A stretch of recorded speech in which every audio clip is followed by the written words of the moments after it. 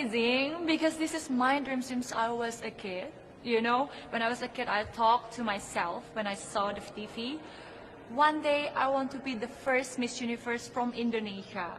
It was like 5 years old, but then I say to myself, because it means that nobody is gonna be the winner of Miss Universe from Indonesia if I pray like that, right? Because I was saying like the first. But then it turns out until right now, nobody's become the Miss Universe from Indonesia. So I hope what I pray it becomes true, to represent my country, to, you know, share everything what we have, the beautiful things in Indonesia, the culture, the people, and especially my cause that I've been working since 2017 to, you know, represent me as the next Miss Universe. So you may make history as the first Miss Universe. I hope so. Tell me, what was it about that dream, that idea of being Miss Universe that so inspired you? What did you love so much about it? Yes, to be honest, since I was a kid, it was thinking about only princess things, right? I'm not lying, I'm not naive, but since I grow up, it becomes more than just a crown. It becomes more than just someone who's famous, but you have a voice. You have a voice that it's really meaningful to everyone, to inspire others, that you have a value that you can work on to inspire them to work together with you. Especially I have my cause that is Senyum Desa, or Smiling Village, which is we are focusing to help those people in remote areas because they are living in different quality with us, right? Especially Indonesia is a developing country. We have inequality almost everywhere, in education, economy, healthcare system, security even. So that is what we are working on. So this is the cause that I bring here to Miss Universe, and I hope that we can work together with Miss Universe organization, which we have already HIV awareness, we have Smile Train, to work together to collapse with mine so it can become more bigger, not only in my country to inspire those people, but also the universe, that we need to help those people who are in need. Because we are not living for ourselves, as what I believe, that living by giving is the best thing for your life. Because that's when you can see the true meaning of giving love and happiness. How has your voice, your platform, your work, how has it made a difference in Indonesia? Yes. So it was started in 2017 when I was just a student. Together with my friend, we started to do this charity. But when we think it's not only gonna be like this, you know, because we want more and more. So we need to make it formal, legally. So we made it as organization in Indonesia. And after I won the competition, from only 20 people or 30 people, it becomes 800 people around Indonesia. So we open national recruitment, and every time we visit to the charity, we open the libraries, we give them the seminar, we give them free healthcare checks, also together with the medicine, we teach them how to be independent, empowered as a woman. Because you know, in Indonesia especially, women get the glass ceiling that they cannot work, especially in remote areas. Once you can read or you can write, it means that you are smart enough for you to get married or for you to work, but not for a good proper job. And that is what I'm really working on together with my friends. And yeah, since then, we've been having like 20 coordinators around Indonesia. We're always trying to improve. We even have our own kindergarten for free for the kids. And it's very happy, you know, to see those people and those faces very happy to see that we care. Sometimes they don't just asking for, I'm asking for your money to help me. No, they just need our love. They need our care. That we want to help them, that we are brother and sister, and we are available for every time. How hard has it been to change some of those cultural sort of values, I suppose, or, you know, social conventions around women, you know, being educated enough to get married? How hard has it been to break through that and It's change? so hard. It's really tough. But, you know, we are living, sharing by example. That's why I said to them. So that's why I always give them a motivation, sharing moment. You know, they got inspired. That woman can become someone. I talked to them that we have our first woman president in our country, where we are still developing country, but we have women as a president compared to around country in the world, right? So I talked to them that we can do things as long as we believe. I gave them the example because I was born not in, you know, in a royal family that is rich, but I grew up making hard times to make my own career since 14 years old until I can standing here. Because I was like, before I cannot get everything that I want to, now I can, and I just don't want to live it by myself. I want to share it to them. So in the fact that, yes, it happens. Girls like really working hard to go to college, from what I really teach them, it's like so meaningful, you know, that they got inspired from it. So I hope this one share becomes another share and another. So I hope it's going to be very working on together with Miss Universe organization. Well, I really admire the work that you're doing. It's absolutely wonderful, and it sounds like a lot of hard work. Yeah. But Miss Universe and what you do is also a lot of fun. Yes. Tell me about some of the fun moments that you really love about this job. The fun moment, you know, I met amazing people more and more every day. I learned things that I never know. I even learned how to do my own hair. How to do my makeup that is more correctly and perfectly, my nails too. Like, come on, right? So I become more independent right now. I become more cheerful. Like, I always talk to people how about my life, so it's inspiring them also. So the fun thing is, everyone in Indonesia before was bullied me, because they thought that I cannot speak, they thought that I cannot good in English. I was not good in English before. But I showed it to them that I want to learn every day, the whole my reign until right now, so I can represent my country in a good way. Would you say that being involved in Miss Universe and being Miss Indonesia has given you sort of much more confidence, and the confidence to think that anything is possible? Great, yes, that's true. Because, you know, people before don't trust me that I cannot speak in English. Now, here I am. So nothing is impossible. That is also my hashtag that I always share since 2017. My first pageant in Indonesia for Go to Miss Universe when I was 19 years old. So this is my second. So that from that, my hashtag is nothing worth having comes easy. I always post it every time I post a photos. So it's to share to everyone that what you see in Instagram is something that is only beautiful things. You don't see how they work hard for that. You don't see how they are trying to get that point. So you just have to work on to get that point for yourself, for your future. Well, your English is beautiful, and I learned Thank Indonesian you. when I was in high school, and your English is much better than my Indonesian. Thank Selamat, you. and that's about it. Thank you. Tell me about, like now, here and now, where this is Miss Universe, this week, you are competing for that. How does that feel?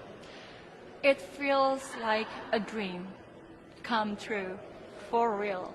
Because this is every woman's dreams in the world, you know, to represent their country, to meet all the beautiful ladies, to share their cause, because they are not only a woman that is beautiful and pretty, tall, but they have the confidence, they have the cause to fight for and to work together with the world. In some countries, sport is like the national pastime. That's But in true. the Philippines, some might say that pageantry is the pastime. That's true. You know what? In the Philippines, we have pageants all over the places. Yes, we have pageants in the barangay, in school, national, local. That's why we really love Miss Universe. It's like it's giving pride and putting the Philippines back on the pedestal. That's why there's an added pressure as a candidate coming from a pageant-loving country. But it's a good pressure. I always look up to our former Miss Universe Philippines. They really did well in the competition. And now this is my time to show who I am, to offer what Rabia can show to the rest of the universe. So I'm very happy, and at the same time, I'm excited to make all my kababayans proud, and hopefully I do. Why do you think it is that the Philippines love pageants? They have appreciation for beauty. We do love pageant because we used to think that we wanted to be included in the world, I have to be honest, in the Philippines, my skin color used to be not the standard of beauty. I was obsessed whitening my skin because these are the kinds of beauty queen we see on the mainstream. But things were different now. That's why I'm very proud to be a morena. In the Philippines, we call it morena. It's brown skin girl. And to be able to represent, my color, my identity as a true Filipina. Tell me about your journey to being crowned Miss Philippines. That, in a world that, in a country, I should say, that loves pageants. That must have been a very intense process. Tell me about, your journey to being Miss Philippines. Well, my journey was crazy. You know what? I started to be a dark horse. Nobody noticed me. Nobody knows I was in the competition up until the preliminary and the coronation night. And when I won, I received different comments. Of course, there were people who didn't expect me to do well, who think that I cheated. That's why I need to redeem myself in Miss Universe. I really need to do well in this competition. And the thing is, I love pressure. I love criticism. I get better every day with that. You tell me I cannot do that, I turn to you and I'm going to say that, no, I can do it for myself. Good for you. So how does it feel then to be on the global stage? How do you feel to be here in this moment, right now? It's crazy, but I'm overwhelmed with the support, not just from the Filipino community, but also from Thailand, Latin countries who do appreciate me as a candidate, as a person. It motivates me that I am beautiful, I can offer so much in this world, and when somebody believes in you, it gives you that extra energy to really do well and perform well. Do you have a sense with the girls, all of the girls competing, you're competing, but is there a sense of camaraderie with all of the girls? Is there a real spirit to, sort of motivate each other to do better? You know what? I have a different idea about Miss Universe. I thought it's going to be very competitive, in a healthy way, well, of course. But now I can see every girl helping each other, from fixing those hairs, from trying to zip up those outfits. It speaks of the closeness and the kind of camaraderie that we want to have. The goal of Miss Universe is not just to crown one girl, but also to build a genuine and long-lasting friendships among us. Would you say within the Miss Universe world, the contestants, is there a sisterhood? Are you sisters? There is sisterhood. I can say I was able to talk to different representatives from different backgrounds, different cultures. And despite our differences, there's so much to be highlighted in what binds us together. And that is because we want to empower women. We want to have our advocacies. We want to speak for the things that we love. And that's a celebration of women and the beauty that we have. So coming out of this week, obviously you would love to be crowned Miss Universe. Of course. And that would be wonderful, of course, for any of you. But what else will you take out of this week? What do you think you'll feel at the end of this week, regardless of the result? How will you be a different person? It's the growth and the development that I was able to have during preparing for this journey. I will be honest, there was a moment that I lost my identity because I was put under pressure. I was in that position in which I feel like I'm not good enough. I'm not a good representative of my country, but I was able to bounce back stronger. And if I was able to do that for Miss Universe, I will be able to do that in life. That is my greatest takeaway from Miss Universe. Okay, so the Philippines have a huge amount of fans. Yes. I want you to give us a little bit of a message to the fans here and at home. But send a message. What would you say to all the fans in the Philippines? To all my fans from the Philippines and from all over the world, maraming salamat po. Thank you so much for loving me and for believing in me. It means a lot to somebody who is so naive in this industry, who has no idea how to become a beauty queen on the first day of my journey. But because of your love and support, I was able to be the woman that I am today. And regardless of the result, I may or I may not win the crown, but one thing is for sure, I'm gonna make you all proud. You know, when I was a young girl, I used to watch Miss Universe on the television, and I thought, it's so far, it's so big, I can never get there.